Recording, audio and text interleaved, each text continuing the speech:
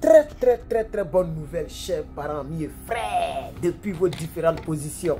Est-ce que vous savez que l'armée du Mali, les FAMA, ont fait un très bon travail en ce magnifique jour?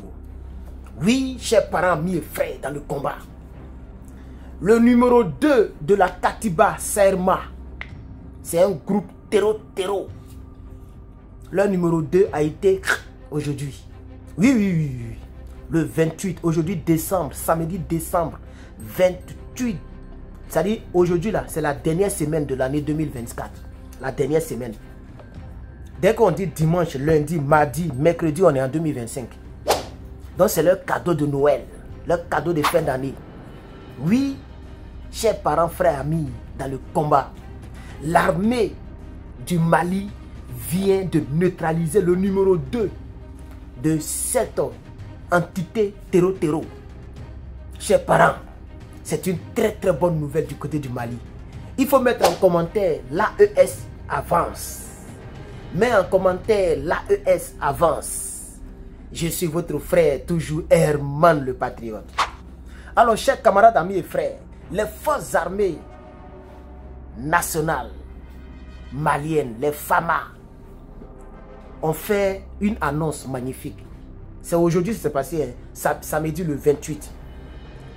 Le monsieur qui est décédé s'appelle monsieur Moussa Diallo. Moussa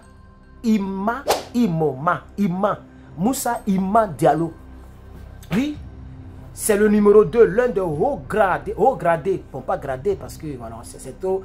Si on dit gradé, c'est trop les considérer. L'un des hauts responsables, l'un des dirigeants de ce groupe terreau qu'on appelle Katiba Serma a été éliminé lorsque l'armée a framponné cette zone, chers camarades. Et vous savez comment il a été éliminé? Par une frappe de drone, une frappe aérienne. Il a été surpris. Oui. Et ça s'est passé au milieu du pays, dans le plein centre du pays. Au centre du pays, c'est là-bas que ça s'est passé. L'armée malienne a frappé dans le centre. Et quand ils sont partis sur le terrain pour regarder un peu les cadavres, je ne vais pas prononcer les noms là, pour regarder les cadavres, on peut prononcer maintenant. Ah, ils n'ont qu'à faire ce qu'ils veulent. Ils ont reconnu M. Moussa Diallo Imman, le numéro 2 de ce groupe terreau qui fatigue les Maliens. C'est une opération magnifique qui a été menée par les FAMA. Une opération de frappe aérienne. Les gens ont mis bayaï. Et puis vous savez, les gens ont été alertés par les services de renseignement de l'AES. Oui.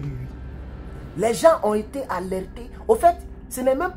L'AES, c'est que je demande toujours dans mes vidéos là. L'AES a déjà un service de renseignement unique. C'est-à-dire c'est une unité de renseignement et d'échange de renseignements. C'est comme Israël et puis les États-Unis. Les États-Unis aident beaucoup Israël en termes de renseignement parce que c'est ça, il y a une alliance au fait.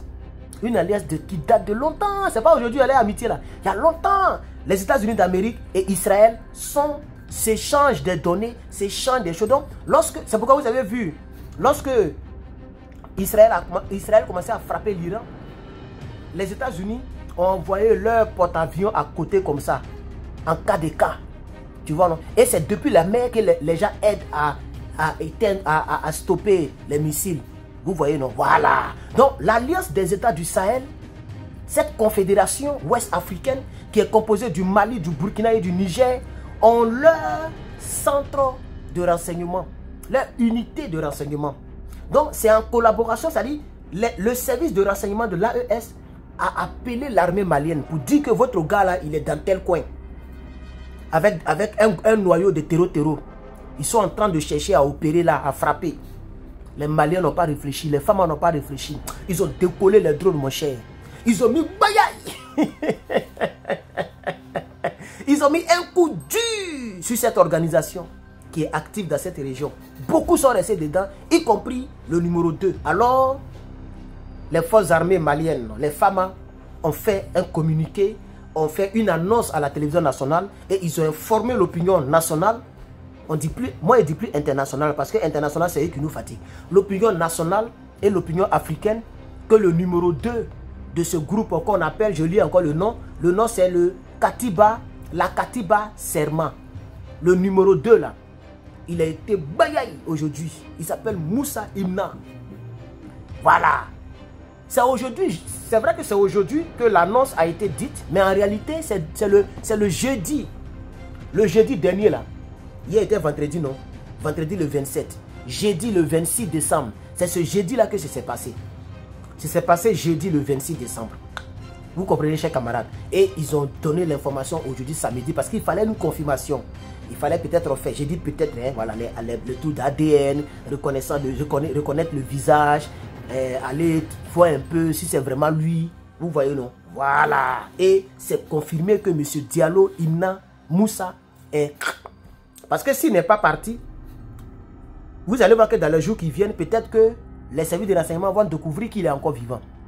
Si il n'y a pas de signe de vie de lui, c'est que l'information est avérée. C'est comme ça que je veux que vous et moi, on puisse prendre l'information. Mais déjà, le coup dur, la frappe aérienne qui a été menée, et donc en plein centre-ville, désolé, en plein centre-ville, est une victoire parce que le terreau vient de prendre un coup dur.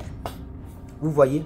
Voilà. Et ce qui est bon aussi à relever, c'est qu'il n'y a pas eu de dommage collatéral. Hein? Non.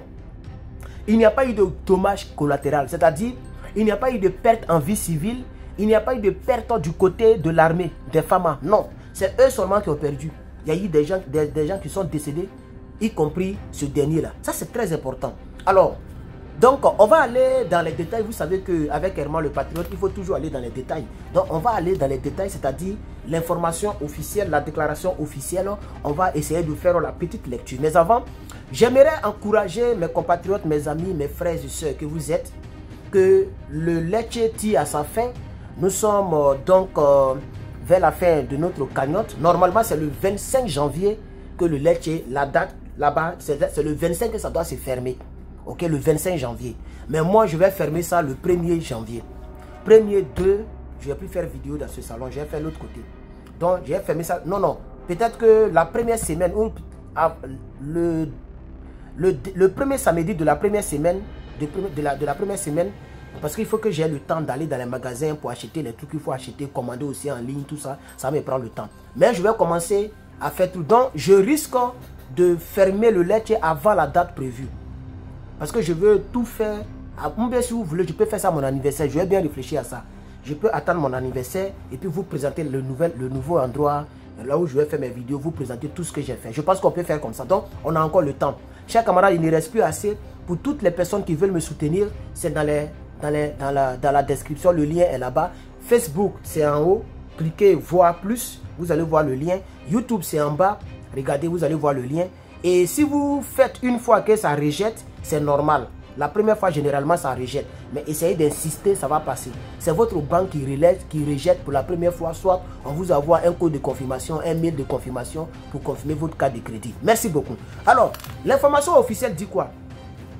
Cette opération s'inscrit dans le cadre de la lutte contre le terrorisme qui sévit au Mali depuis plusieurs années. La Katiba Serma, affiliée au groupe de soutien à l'islam et aux musulmans qui s'appelle GSIM. Ça veut dire qu'il y a deux groupes. Serma est affiliée à ce groupe de soutien. Elle est connue pour ses activités dans la région de Douentza, où elle mène des actes de sabotage et des attaques contre les forces de défense et de sécurité maliennes.